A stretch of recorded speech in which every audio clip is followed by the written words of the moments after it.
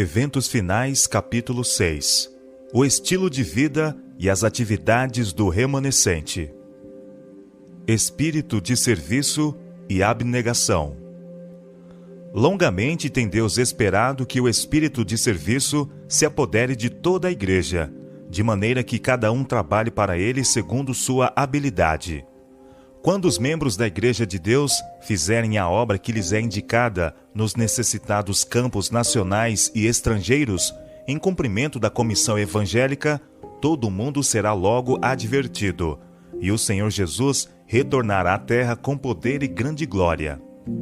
Há por toda parte a tendência de substituir pela obra de organizações o esforço individual. A sabedoria humana tende à consolidação, à centralização, à edificação de grandes igrejas e instituições. Muitos deixam as instituições e organizações à obra da beneficência. Eximem-se do contato com o mundo, e o coração torna-se-lhes frio. Ficam absorvidos consigo mesmos e insensíveis à impressão. Extingue-se-lhes no coração o amor para com Deus e o homem. Cristo confia a seus seguidores uma obra individual, uma obra que não pode ser feita por procuração. O serviço aos pobres e enfermos, o anunciar o evangelho aos perdidos, não deve ser deixado a comissões ou caridade organizada. Responsabilidade individual esforço e sacrifício pessoal é uma exigência evangélica. Ocupai-vos até que ele volte. Cristo diz: ocupai-vos até que eu volte. Talvez faltem apenas alguns anos para que termine a história de nossa vida, mas devemos ocupar-nos até então. Cristo quer que cada pessoa se habitue a esperar calmamente o seu segundo aparecimento. Todos devem examinar diariamente a palavra de Deus, mas não negligenciar os deveres atuais. Cristo declarou que, quando ele vier, alguns de seu povo expectante estarão empenhados em transações comerciais. Alguns estarão semeando no campo, outros ceifando e recolhendo o que foi ceifado, e outros ainda moendo no moinho. Não é a vontade de Deus que os seus eleitos abandonem os deveres e as responsabilidades da vida e se entreguem à ociosa contemplação, vivendo num devaneio religioso. Amontoai nesta vida todas as boas obras que puderdes, como se cada dia fosse o último. Devemos vigiar e trabalhar e orar, como se este fosse o último dia que nos fosse concedido. Nossa única segurança está em realizar o nosso trabalho para cada dia, como ele se apresenta, labutando, vigiando, esperando, confiando em todas as ocasiões na força daquele que esteve morto, mas reviveu e está vivo para todo sempre. Cada manhã consagrai-vos e vossos filhos a Deus para esse dia. Não façais cálculos para meses ou anos, eles vos não pertencem.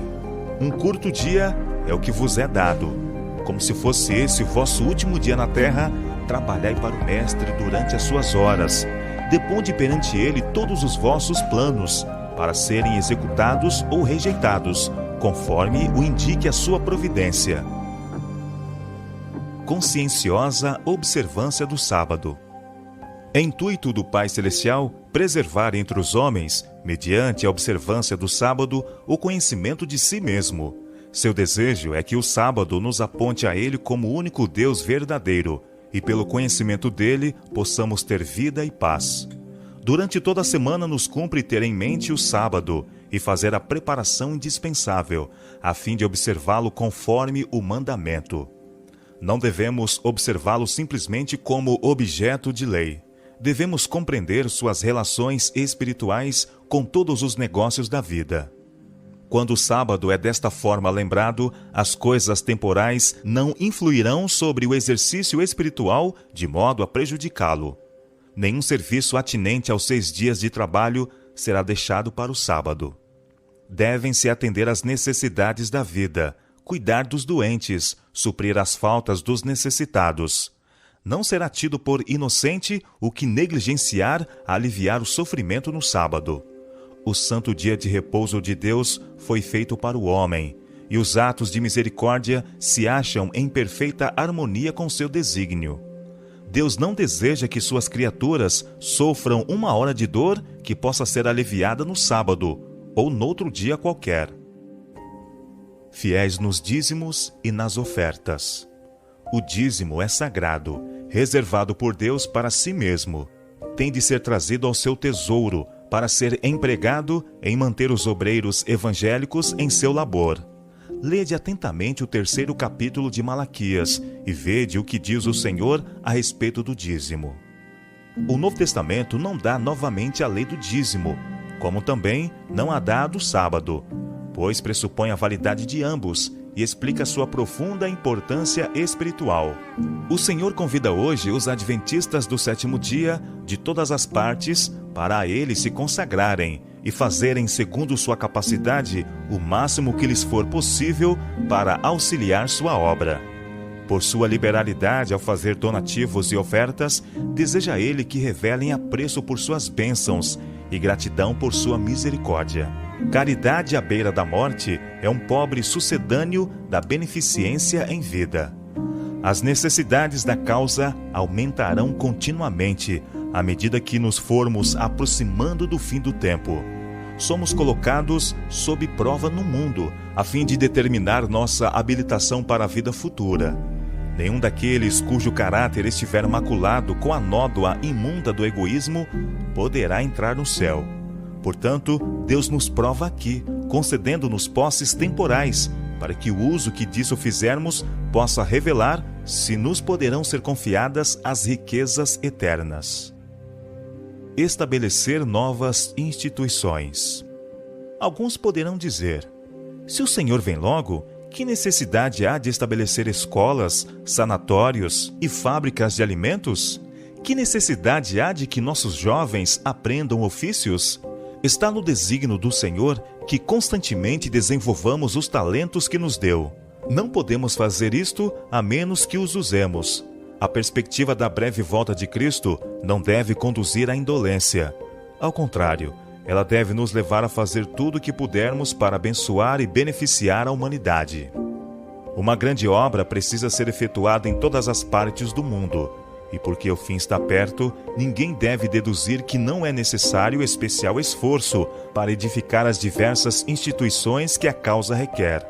Quando o Senhor nos ordenar que não façamos mais nenhum esforço para construir casas de culto e estabelecer escolas, sanatórios e casas publicadoras, terá chegado o tempo de cruzarmos os braços e deixar que o Senhor termine a obra. Mas agora temos a oportunidade de manifestar nosso zelo pelo Senhor e nosso amor pela humanidade. Obra médico-missionária. À medida que a agressão religiosa destruir as liberdades de nossa nação, os que quiserem permanecer ao lado da liberdade de consciência serão colocados em situações desfavoráveis.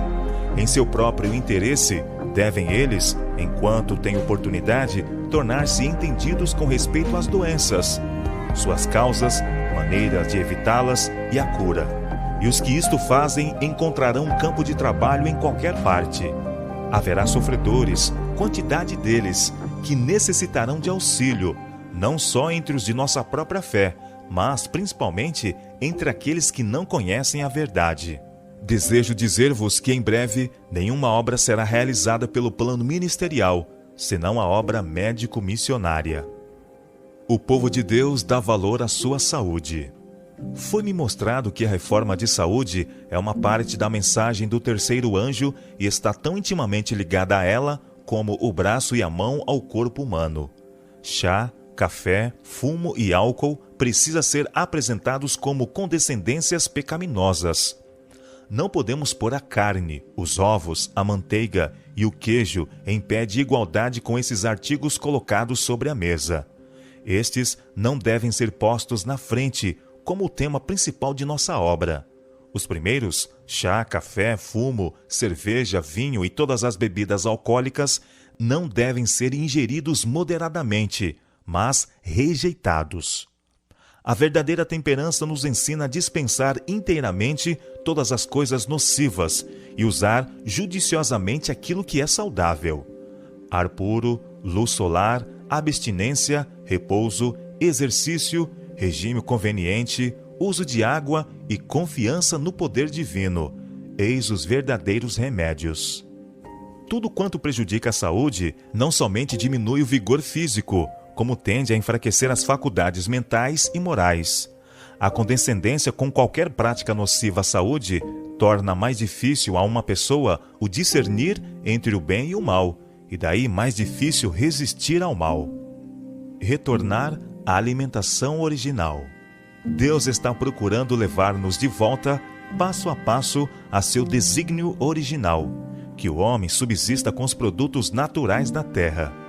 Entre os que estão aguardando a vinda do Senhor, deve a alimentação cárnea ser finalmente abandonada. A carne deixará de fazer parte de seu regime alimentar. Devemos ter isto sempre em mente e procurar agir firmemente nesse sentido. Devem ser vistas maiores reformas entre o povo que pretende estar aguardando o breve aparecimento de Cristo. A reforma de saúde deve realizar uma obra entre o nosso povo que ela ainda não realizou. Há os que devem estar atentos para o perigo de comer carne, pois ainda estão ingerindo a carne de animais, arriscando assim a saúde física, mental e espiritual. Muitos que agora estão apenas meio convertidos no tocante à questão de comer carne, se afastarão do povo de Deus para não mais andar com eles. Tempo de jejum e oração. Agora e daqui por diante até o tempo do fim, deve o povo de Deus ser mais fervoroso, mais desperto, não confiando em sua própria sabedoria, mas na sabedoria de seu líder. Devem pôr de parte dias de jejum e oração. Pode não ser requerida a completa abstinência de alimento, mas devem comer moderadamente do alimento mais simples. O verdadeiro jejum, que deve ser recomendado a todos, é a abstinência de qualquer espécie estimulante de alimento e o uso apropriado de alimento saudável e simples, que Deus proveu em abundância. Os homens precisam pensar menos no que comer e beber em matéria de alimento temporal, e muito mais em relação ao alimento do céu, que dará tono e vitalidade a toda a experiência religiosa. O fermento da piedade não perdeu inteiramente seu poder. Na ocasião em que maiores são o perigo e a crise da igreja, a pequena hoste que permanece na luz estará suspirando e clamando por causa das abominações cometidas na terra. Mais especialmente, porém, suas orações subirão em favor da igreja, porque seus membros estão agindo segundo a maneira do mundo. Inteira confiança em Deus. Por causa de obreiros não consagrados, as coisas por vezes irão mal. Podereis chorar os resultados do mau procedimento de outros, mas não vos acabrunheis. A obra está sob a supervisão do bendito Mestre. Tudo o que ele pede é que os obreiros vão ter com ele para receberem suas ordens e que obedeçam às suas orientações. Todas as partes da obra, nossas igrejas, missões, escolas sabatinas, instituições, tudo tem ele no coração. Por que preocupar-se? O intenso anelo de ver a igreja impregnada de vida tem de ser temperado com a inteira confiança em Deus. Não sobrecarregue ninguém as faculdades que Deus lhe deu, num esforço por promover mais rapidamente a causa do Senhor. Não pode o poder do homem apressar a obra. A ele tem de unir-se o poder dos seres celestiais. Mesmo que todos os obreiros que agora suportam os mais pesados encargos fossem postos de lado, a obra de Deus seria levada avante. O culto familiar. À noitinha e pela manhã, uni-vos aos vossos filhos no culto de Deus, lendo sua palavra e cantando seu louvor. Ensinai-os a repetir a lei de Deus. Sejam os períodos de culto familiar curtos e espirituais. Não deixeis que vossos filhos ou qualquer membro da família os tema devido à monotonia ou à falta de interesse. Quando um capítulo comprido é lido e explicado e se faz uma longa oração, esse precioso culto se torna enfadonho e é um alívio quando passa. Escolha o pai um trecho das Escrituras que seja interessante e facilmente compreendido. Alguns versos serão suficientes para dar uma lição que possa ser estudada e praticada durante todo o dia. Podemos fazer perguntas. Podem-se fazer declarações interessantes. ou pode ser apresentado, à guisa de ilustração, algum incidente curto e ao ponto. Podem ser cantadas pelo menos algumas estrofes de cânticos animados, e a oração feita deve ser curta e ao ponto. O que dirige a oração não deve orar a respeito de todas as coisas, antes deve exprimir suas necessidades com palavras simples e louvar a Deus com ações de graças. Ter cuidado com a associação com o mundo. Enquanto esta mensagem estiver soando, enquanto a proclamação da verdade estiver realizando sua obra de separação, nós, como fiéis sentinelas de Deus, devemos discernir qual é nossa verdadeira posição. Não devemos coligar-nos a pessoas mundanas, para não ficar imbuídos de seu espírito, para que o nosso discernimento espiritual não se torne confuso e encaremos os que têm a verdade e levam a mensagem do Senhor do ponto de vista das pretensas igrejas cristãs. Ao mesmo tempo, porém, não devemos ser como os fariseus e manter-nos afastados delas. Os que estão aguardando e esperando o aparecimento de Cristo nas nuvens do céu não se misturarão com o mundo em sociedades e reuniões de divertimento, meramente para seu próprio deleite. Obrigar-nos por contratos ou em sociedades ou associações comerciais com os que não pertencem à nossa fé não está de acordo com o plano de Deus. Devemos unir-nos a outras pessoas, uma vez que não sacrifiquemos princípios. Isso não quer dizer que nos unamos às suas lojas e sociedades, mas que os deixemos saber que temos sincera simpatia com a questão da temperança. Recreação aprovada por Deus.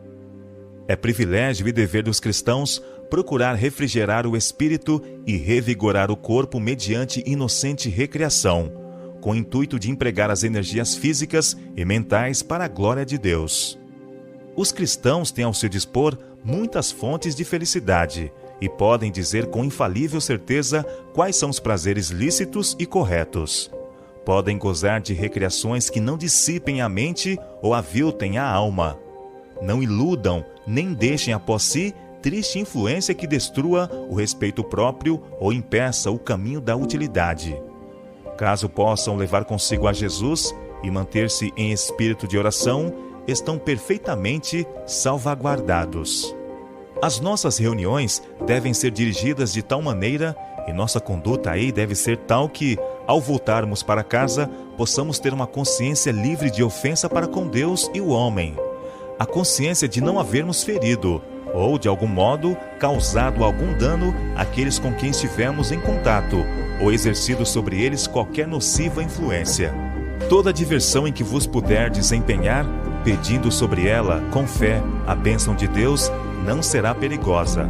Mas todo divertimento que vos torna inaptos para a oração particular, para a devoção no altar da oração ou para tomar parte nas reuniões de oração, não é seguro, mas perigoso. Música que eleva. Assim como os filhos de Israel, jornadeando pelo deserto, suavizavam pela música de cânticos sagrados a sua viagem, Deus ordena a seus filhos hoje que alegrem a sua vida peregrina. Poucos meios há mais eficientes para fixar suas palavras na memória do que repeti-las em cânticos. E tal cântico tem maravilhoso poder. Tem poder para subjugar as naturezas rudes e incultas, poder para suscitar pensamentos e despertar simpatia, para promover a harmonia de ação e banir a tristeza e os maus pressentimentos, os quais destroem o ânimo e debilitam o esforço.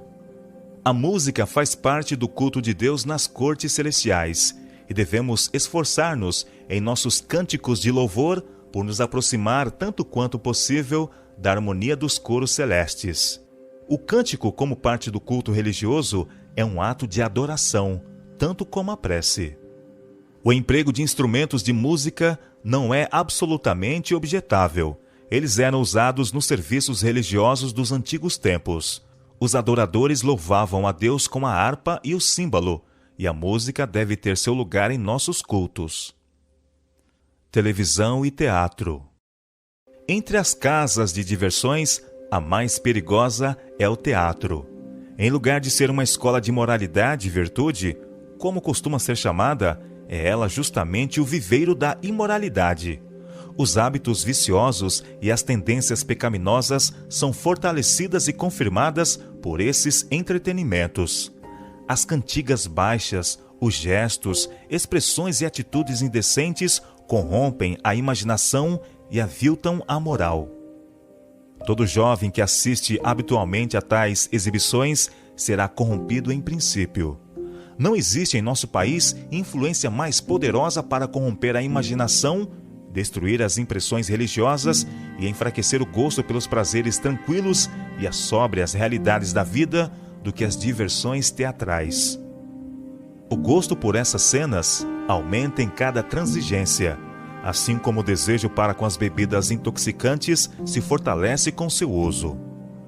A bênção de Deus não será invocada sobre a hora passada no teatro ou na dança. Cristão algum desejaria encontrar a morte em tal lugar. Nenhum quereria ser encontrado aí, quando Cristo viesse. Os únicos entretenimentos seguros são aqueles que não afugentam os pensamentos sérios e religiosos. Os únicos lugares seguros de ajuntamento são aqueles a que podemos levar conosco a Jesus. Vestuário e adornos.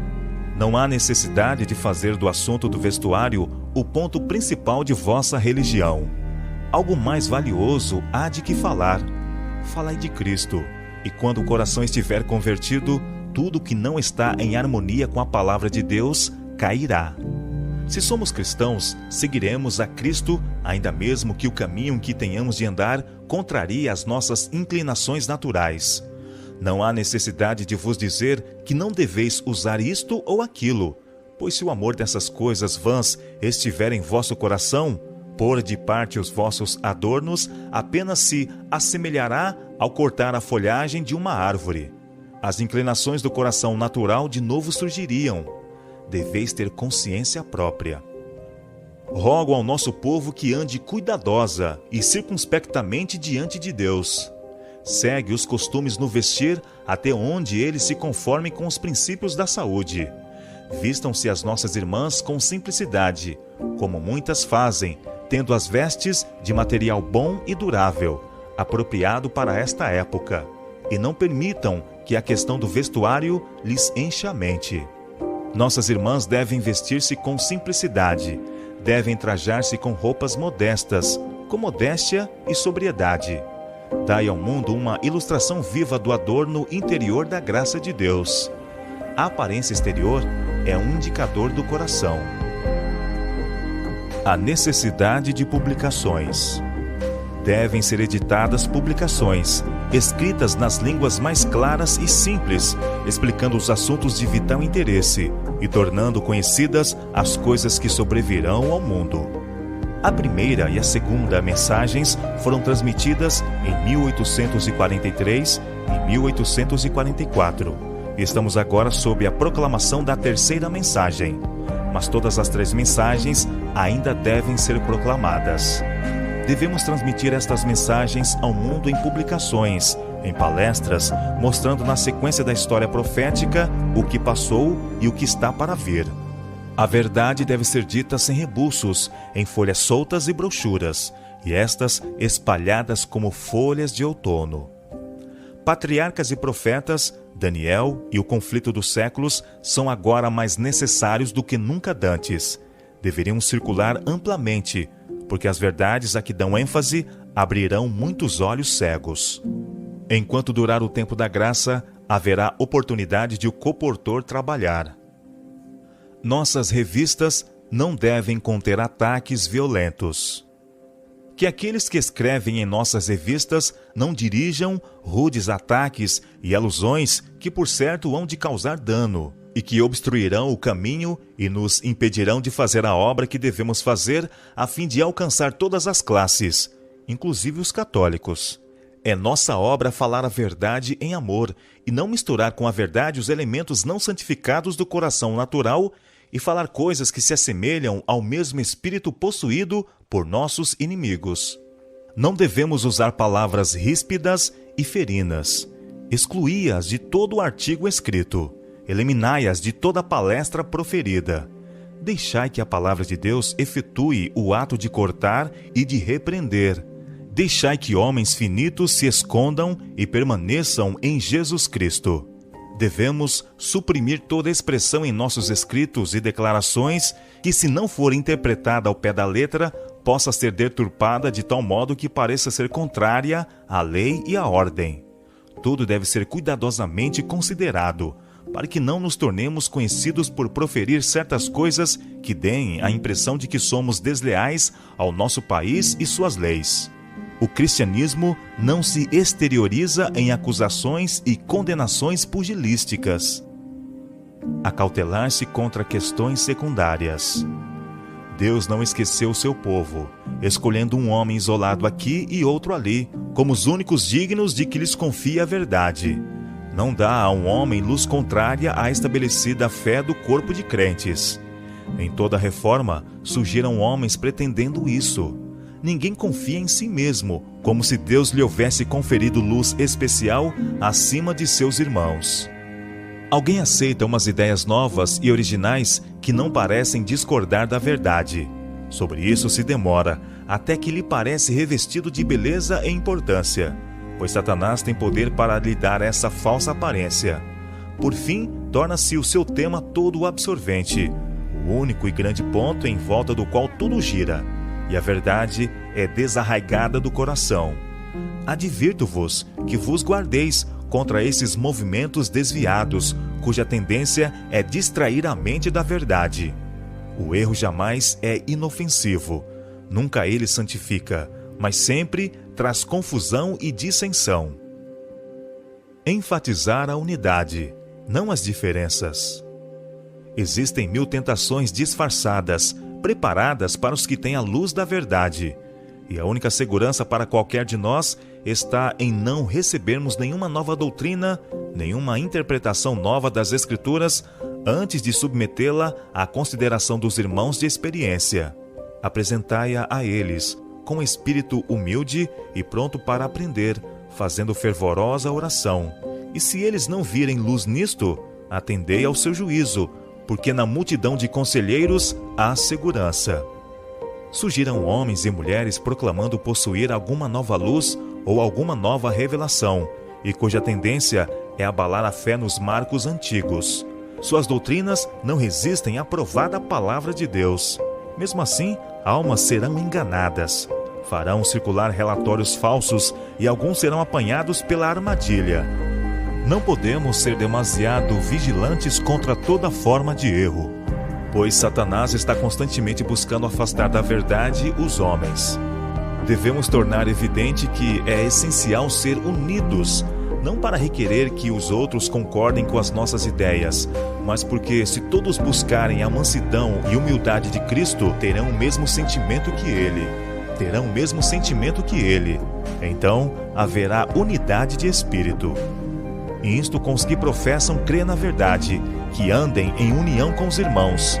Não procureis dar ao mundo ocasião de dizer que somos extremistas, que somos desunidos, que um ensina uma coisa e outro outra. Evitai a dissensão. Como enfrentar os críticos? Aqueles que se têm apartado da fé virão às nossas congregações para distrair nossa atenção da obra que Deus deseja que se faça. Não vos podeis permitir desviar os ouvidos da verdade para as fábulas. Não vos detenhais para procurar converter aquele que está proferindo palavras de reprovação contra a vossa obra, mas deixai que se patenteie que sois inspirados pelo Espírito de Jesus Cristo, e os anjos de Deus vos porão nos lábios palavras que toquem o coração de vossos oponentes. Se esses homens persistirem em sua atitude, aqueles na congregação que são dotados de um espírito sensato compreenderão que vossa norma é a mais elevada. Falai de modo a mostrar que Jesus Cristo está falando por vosso intermédio. Exaltar a palavra de Deus. Se trabalharmos para criar excitação do sentimento, teremos tudo quanto queremos e mais do que possivelmente podemos saber como manejar. Calma e claramente prega a palavra. Importa não considerar nossa obra criar excitação. Unicamente o Espírito de Deus pode criar um entusiasmo são. Deixai que Deus opere, e ande um instrumento humano silenciosamente diante dele, vigiando, esperando, orando, olhando a Jesus a todo momento, conduzido e controlado pelo precioso Espírito, que é luz e vida. Precisamos ir ao povo com a sólida palavra de Deus, e quando eles receberem essa palavra, o Espírito Santo poderá vir, mas ele vem sempre, como declarei antes, por uma maneira que se recomenda ao discernimento das pessoas. Em nosso falar e em todos os nossos cultos espirituais, devemos revelar a calma e a dignidade e o piedoso temor que atua em todo verdadeiro Filho de Deus. É por meio da palavra, não de sentimentos ou de excitação, que precisamos influenciar as pessoas a obedecer à verdade. Podemos permanecer em segurança sobre a plataforma da palavra de Deus.